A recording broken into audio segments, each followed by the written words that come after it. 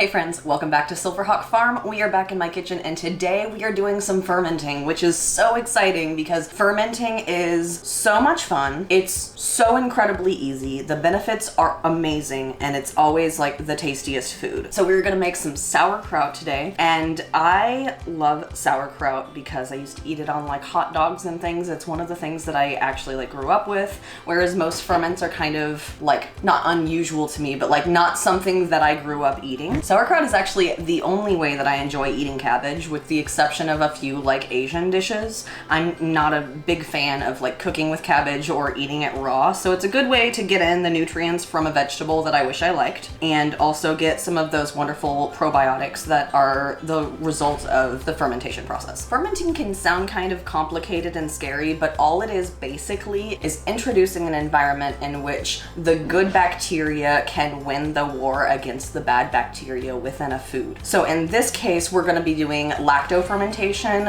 which has to do with the type of bacteria that's produced that you're trying to actually encourage in this food.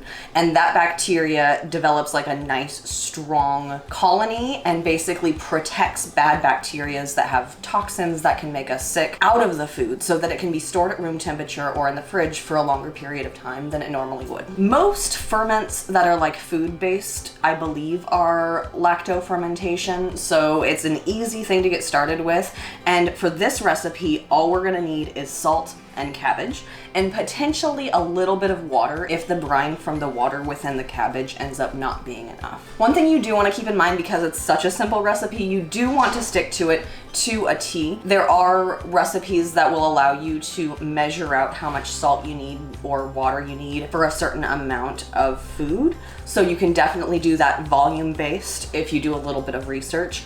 I prefer to measure, especially when I'm fermenting, to know that I'm getting the exact same amount, because different types of salt can like sit differently within a spoon, and so you never know that you're getting the exact same amount as you need. For this recipe, I'm actually going to be measuring how much the cabbage weighs once I have it chopped up, because I do have this core here that I'm going to be pulling out, and I would like it to be exact, although it doesn't need to be perfect. It's not exactly like canning. There's definitely a lot more leniency as long as you get your brine and your salt amount correct. So I've peeled off any of the like dirty outer layers of leaves, and I've only got like the nice sturdy clean leaves here. So I'm gonna go ahead and get this all chopped up, and then we'll get it weighed out to make sure that I know the exact amount so that we can calculate how much salt we need. I'm using a big knife because it's a big head of cabbage. When it comes to like cutting and the exact proportion and like dicing and all of that, like it doesn't need to be very exact. So I'm gonna be cutting this into like smaller strips. It's really flexible as far as like how you're cutting things. As long as you're getting the salt amount right and you're allowing it to permeate, it's gonna be fine. So cut it into whatever size chunks you want. If you want to dice your sauerkraut, do whatever you want. I'm gonna be doing some strips.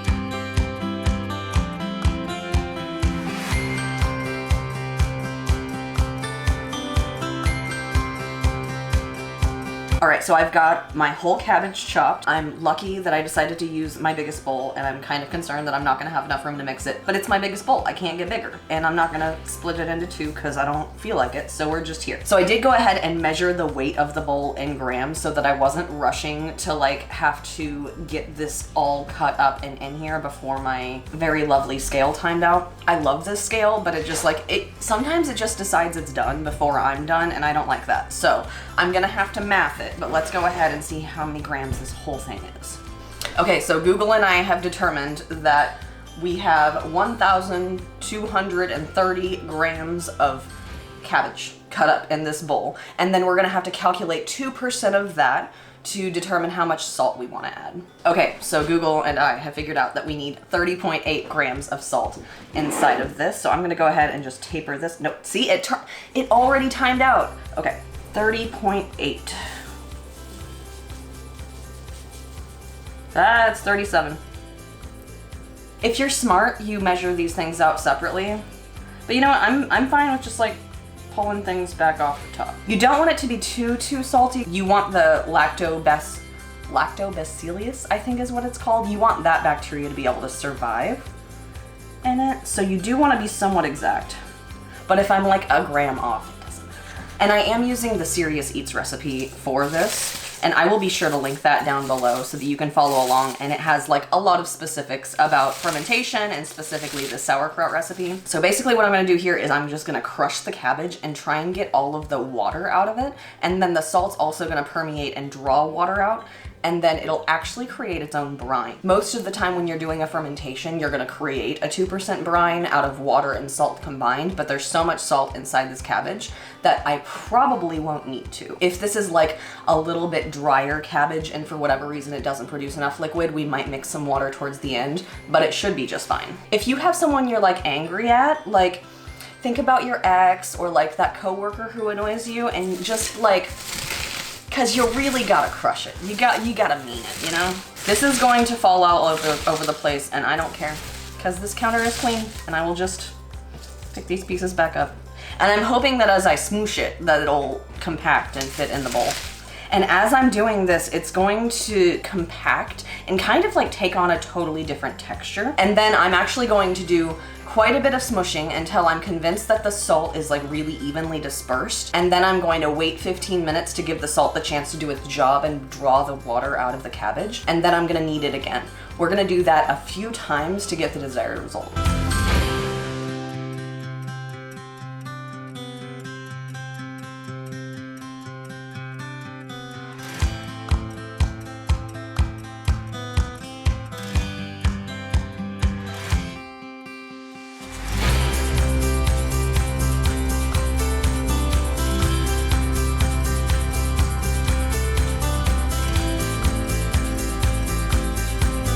So it has been a bit over 15 minutes and this is starting to look really nice and wet. So I'm gonna give it another really good squeezing and see if I can get kind of like the parts of the sauerkraut that are still crunchy feeling, because we want it to ultimately all be kind of soft and squishy.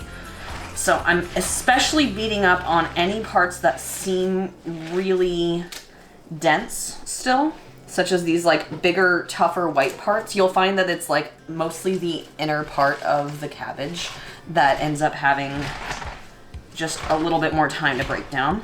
I did end up using this thing a little bit. This came with one of my strainers and I started using it earlier because honestly it was just really cold. It was making my hands cold, but it's got a nice little smushy thing. It's good for fermenting and kind of just overall mashing. If you don't have this, you can continue smushing with hands. That's totally valid and I think better for some things, such as like I'm squeezing the water out really well here. But for mashing those like really big like white pieces and chunks, I'm finding that like bruising it with this thing is helping it break down a lot faster. Now it's starting to feel kind of a little bit soggy. I'd say it's like halfway between cabbage consistency and sauerkraut consistency. It's still got some hard bits, but it's getting there and I can feel the water coming out really well, which is great. And if you look in the bowl, all of this liquid at the bottom of the bowl is a result of squishing the moisture out. I have not added any liquid whatsoever. So we're gonna have a really nice amount for brine. And at this point, you're just really squeezing out the moisture. And your hands are tired, but you're fine. You're gonna be fine. Gotta pretend like you're the Hulk. Don't actually, because then you'll smash it and like get glass everywhere probably. This is actually really lovely. I don't think it's gonna take nearly as long as the recipe is saying it's going to. So I'm going to put a lid back on this and then I'm going to set it aside for another 15-ish minutes. Again, like, the thing that's preserving this is not you getting exact times right. The thing that's preserving it is getting the salt right. So if it takes you 20 minutes or 30 minutes, you come back in 10 minutes and you want to give it a squeeze, like, It's way more flexible than you would think, considering how intimidating it sounds to ferment. So at this point, I've actually mixed this up a few different times over the course of a couple of hours. It's released a ton of liquid, and I really like the way that it's looking. It's getting much softer, but it'll actually become more soft as the ferment goes on. I'm fairly sure that this is gonna have enough liquid for me to not have to add any brine. I'm just gonna go ahead and add all of the sauerkraut slash cabbage. It's not technically sauerkraut until it ferments, but you know, it's sauerkraut looking. So I'm gonna load that into this jar and I'm gonna smush it down using this tool. You could totally use anything, any spoon, any utensil, you know. It doesn't need to be fancy. You could use the end of a fork. It's fine. All right, so I'm gonna go ahead and just load this up. I'm just gonna go ahead and load the shredded and mushy cabbage into as many jars as I need and then disperse whatever liquid is at the bottom of this over top of that to make sure it's evenly dispersed before I figure out if we need extra brine or if I need to do a little more smooshing to get that liquid out. This is only from one head of cabbage, like that's gonna be a lot of sauerkraut. I'm probably the only sauerkraut eater in my house, although my oldest son hasn't tried it recently and he is very adventurous when it comes to food, so he may choose that this year may be the year of the sauerkraut. We'll see. This is extra wet, so I'm just gonna load it over the bowl so I'm not losing much brine. I don't want to pack it down super much because I don't want to risk the water not being able to permeate all the way and get that salt like dispersed all the way through.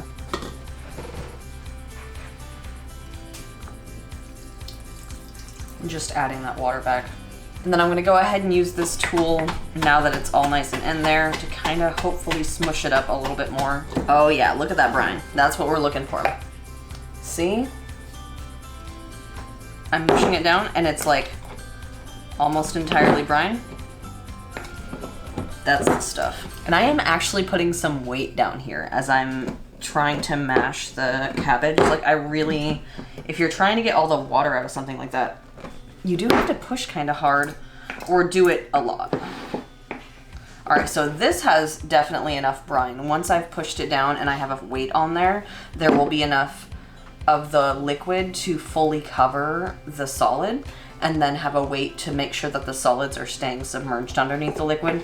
That's really the secret to having a successful ferment. Shout out to whatever this thing is. I didn't mean to use this with this process and I never have before. I was just like, it would be cool if I had a tool that mashed stuff, and then I remembered that I did. And this thing's awesome. So I have 2 jars of really beautiful sauerkraut slash cabbage in salt water because technically it hasn't fermented yet. I'm gonna go ahead and grab a chopstick and kind of like canning, I'm just gonna try and make sure that there aren't any big air bubbles in it. Mold is gonna form anywhere that cabbage reaches the air and isn't submerged in the brine. So I just wanna make sure that there's not like a big ol' air pocket, making it so that there's oxygen getting to this ferment. I did pack it kind of tight, so I'm just kind of breaking it up, making sure that brine gets all the way to the bottom. We're back to the smushing. I will try and find a link to whatever this tool is, if it's a thing that that's sold separately to whatever I bought it with. So we've got this really lovely liquid sitting on top. It's dispersed pretty evenly throughout. And I am just going to go ahead and use a fermentation weight to make sure that every little piece of cabbage is submerged completely underneath this. You do not need to own fermentation weights to ferment. There are a couple of different ways that you can ferment without using them. For example, for sauerkraut, a lot of the time you can just use an outer leaf from that cabbage and then use that to push down on the brine to make sure that stuff is submerged, and then you can just discard this at a later date before you transfer it to the fridge. I did this with my very first batch of sauerkraut and it turned out great. Another alternative to using any sort of fermentation weight is just using some water in a plastic baggie that will allow it to kind of push down into the liquid and get any solids, and it'll also fill the area really well. So that's an option, using stuff that most people have on hand. But if you ferment enough, you may choose to invest in some fermentation weights, which I have. Basically, it's just Mine's a glass weight. I've seen them in ceramic. They make some really cool variations of them. My only recommendation is be cognizant of the diameter of this, like how wide it is versus how wide the vessel is. A lot of them are kind of made for jars this size, so this is gonna work great. The other thing you wanna keep in mind is that there's a grabby thing, especially if it's glass. I've seen some that are just flat and they're really hard to fish out. If it gets sunk beneath the brine, it can be really frustrating. And then basically all you do is you push it down, and I'm not trying to make it so that the fermentation weight is underneath the water. I want to make sure that the fermentation weight is pushing everything down, but still very much at the top of the jar. Same deal. I'm also checking around the edges because I don't want anything sitting out. And then you just take the fermentation weight, place it on the top, and then I kind of just push down so that it's just barely peeking out there. So I would prefer to use my white plastic lids, but I can't seem to find any. So I'm just gonna go ahead and use some old canning lids that I have saved. I don't reuse these parts of the canning lid, so I like to save them for projects like this. The one problem with using this is that I need to be very cognizant of making sure that I'm burping it frequently, or making sure that the air can release, because fermentation can create kind of that buildup, and you don't want your jars to explode. It's rarer than you'd think that your jars just like randomly explode during fermentation, but you wanna be cognizant when you're doing something like this that's gonna create a very airtight seal, that you wanna be careful to keep an eye on it. They do sell different lid type things to make fermentation easier, and I have some, but I don't know where they are. It's the theme of the channel. I have all the tools I need. I just don't know where they are, so I'm just gonna use what I have, and it's fine. So I'm actually going to be leaving this at room temperature for 3 to 5 days before I finish the process of making sauerkraut. So I'm going to go finish up food, and I will see you in just a few days. I totally almost forgot, but you need to label your ferments. Learn from me, the person who forgets when they fermented things. So I'm going to label my ferment. I usually use some like painter's tape, but I don't have that on hand, so I'm just gonna write directly on here today's date to make sure that I know how many days it's been fermenting. Especially since I don't have a pH meter, you wanna kind of keep an eye on the time. All right, friends, welcome back. It has been a little over a week and our sauerkraut is ready to go in the fridge. The only thing that I've done during the meantime over these last few days is I do what in fermenting we call burping the ferment, which is just a word for opening it up and letting the air escape. Because as we ferment, it's gonna actually build up pressure in there. That's why you can hear things about like a bottle exploding or something like that. If you leave it at room temperature for a really, really long time and it's super tight and air sealed, it actually can build up that pressure and break. I've never had that happen, and I've not always been super diligent about doing that every single day. So it's a little bit forgiving, but not something you wanna forget. It's actually been a couple of days since I've burped this. I'm just gonna open it up, and to burp it, all I've done over this last week is just to open it and put it back down. I do check every time I burp to make sure that it looks good. I'm looking to make sure that there's no mold developing. There could be something called calm yeast. I'll include some resources about calm yeast down below. Basically, calm yeast is a yeast that occurs during lacto fermentation that doesn't kill your ferment. You can actually just scrape it off and keep on going. A lot of people don't like the taste of it, but it is safe to ingest. It's just one of those things that you can get in fermentation. There's steps that you can take to avoid it. I'm not seeing any calm yeast here, so I can't show you exactly what it looks like, but we've got lots of bubbles building up. And one thing that I have been doing is just checking to make sure that no parts of the ferment have gotten to the top of the brine, because we want to make sure that that brine is covering it this whole time to make sure the ferment is going. I don't see any right now, but just for an example, if I saw any poking out, and I did a couple of times, I just take a clean fork, knife, I'm using a chopstick, and just like poke it down to make sure that everything's submerged in water. And then I'll go ahead and open up the other one and check the same, just like I have been doing all week. If you have an airlock system, or there's one that looks kind of like the top of a baby bottle, like those you actually don't have to burp. They have a way of having the air naturally escape. But if you're trying to do a ferment with no materials, which I would highly recommend for your first time, you don't need any special materials. This is just fine. All right, so this looks good. Again, I would poke down any if I saw any poking out, but it is looking beautiful. And it smells really nice, and it smells like sweet. It doesn't smell off at all. There's definitely like an acidic smell to it. It smells like sauerkraut. So I'm going to taste it and see how it tastes. I could have taken it and like ended the ferment and put it in the fridge anytime after 3 days. I think 3 days is the minimum that they recommend. I have clean hands. It's important to make sure that you're not introducing bacteria into this, because it's still, even when it's in the fridge, it's still trying to win that like bacteria war between good and bad bacteria. So I'm just very carefully lifting this out with clean hands. And then when I'm serving myself, I don't eat directly out of the jar, because you would get germs from your mouth back into that jar, and we still want this to be a fairly sterile environment. So anytime that I'm serving myself some, I'll use a clean utensil, maybe a larger utensil than this one. This isn't working super well, but that's fine. I just want to try it. It smells so good. So you'll notice the food is starting to come up to the top of this here, and I will want to make sure that I'm getting all of the solids submerged below the brine again when I'm done serving myself. So I'm just getting myself a little snack portion. And I do have some along the edges here too, so I'm just gonna really carefully get everything back down there. And like I said, you don't have to have fermentation weights. You can use a plastic bag. You can also use just like a paper towel, and just make sure that that paper towel is pushed down enough and submerged. Basically just any way that you can make it so that the food you're fermenting is below the brine. So I'm gonna put this lid back on here. If I were using like special fermentation lids, the ones that do allow that air to escape, I would actually stop using it at this step. So I would take the fermentation like gauge thing. I don't know, I've never used one before, but it looks like a little IV drip for the ferment. But those things, you take this thing off at this point and you would cover it with like a regular lid and put it back in the fridge. So you don't need to use those the whole time, just during the ferment that's at room temperature. So I just got myself a tiny little portion. I'm gonna try it. Oh wow, that was good. So normally I wouldn't eat this like just by itself. It's nice and sour. I don't know why I only like cabbage when it's fermented, but I like it so much. So at this point especially, it's nice and crunchy. If you've never had a home fermented or homemade sauerkraut before, you probably have only had it when it's like super duper mushy. And if you feel like you don't like sauerkraut because of like a texture thing, you might like this better than you like canned sauerkraut that you'd buy at the store. So this is gonna be a lot more forgiving once it's in the fridge. I think that I could probably take the fermentation weights out if I absolutely wanted to.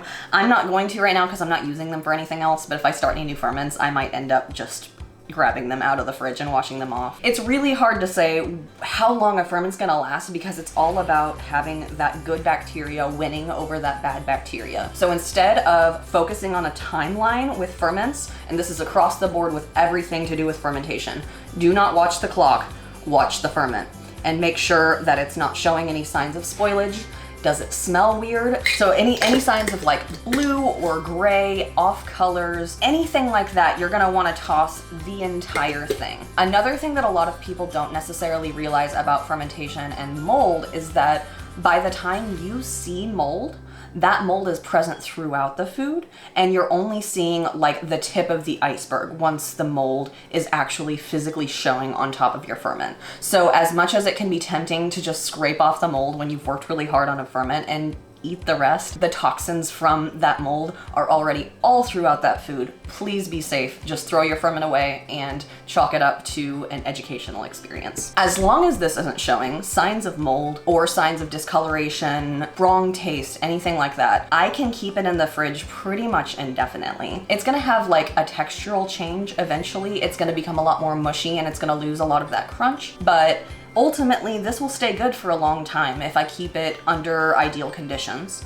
And once I've eaten each of these down a little bit, I'll actually combine them to make it take up a little less room in my fridge. As far as eating this, when I was a kid, I could actually just eat it by the bowlful. Like I would eat so much sauerkraut just on its own. I could just eat a can in one sitting. But nowadays, I tend to have it with things like bratwurst and potato dishes. Think anything kind of German. I feel like it's a really good addition, but you can also just like throw it on the side with some meat and veggies. It's a delicious, like acidic brightening thing to kind of balance out like a heavy meal. So definitely give it a try. Even if you don't like sauerkraut, you might like it. And it's one of the easiest ferments I've ever done, and was actually the first ferment I ever did back before I had my farm and I was hoping of having a homestead one day, I decided one day to grab a cabbage and try and make sauerkraut, and it was so delicious, and it turned out really well the first time. So give it a shot, let me know if you do. And I actually have some plans for some really fun fermentation videos coming up, so be sure to subscribe. I've got to go get my kid to art class, but I will see you real soon, and in the meantime, treat yourself to something delicious.